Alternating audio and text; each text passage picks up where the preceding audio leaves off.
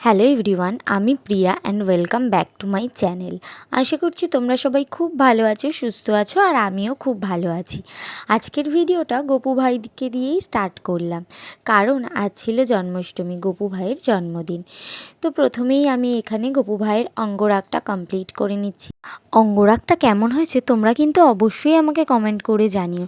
তারপর এখানে সবাই মিলে বসে একসাথে লুচি, মালপোয়া, তালের বড়া, নাড়ু সব কিছু গোপালের পছন্দ মতো ভোগের আয়োজন আমরা করে নিয়েছিলাম।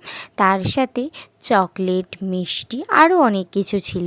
তারপর আমরা সবাই রেডি হয়ে সেইগুলোকে খুব সুন্দর করে গুছিয়ে নিয়েছিলাম।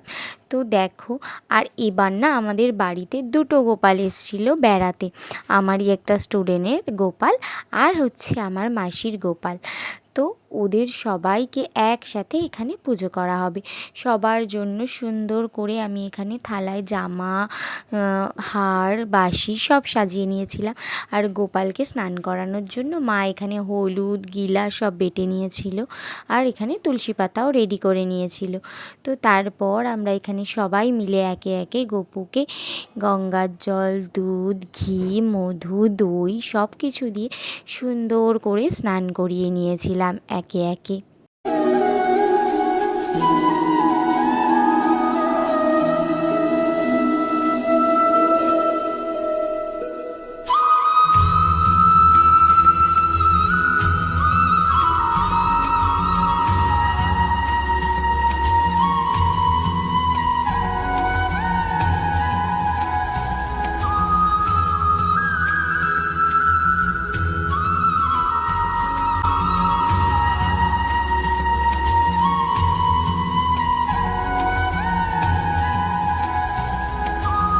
স্নান কমপ্লিট করে একে একে আমি এখানে গোপালকে খুব সুন্দর করে আলতো হাতে মুছিয়ে নিয়ে জামা গয়না পরিয়ে দিচ্ছিলাম।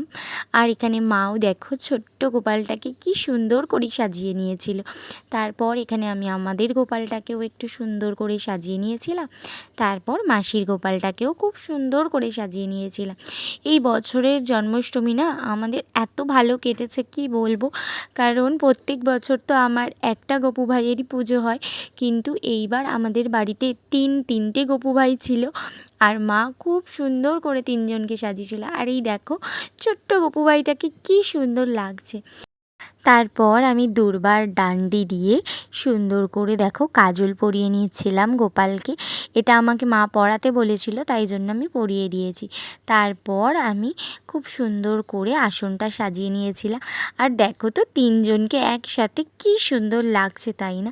আর আমাদের না কোনো বাড়ি ব্রাহ্মণ দিয়ে পুজো করা হয় না, আমার মাই পুজো করে।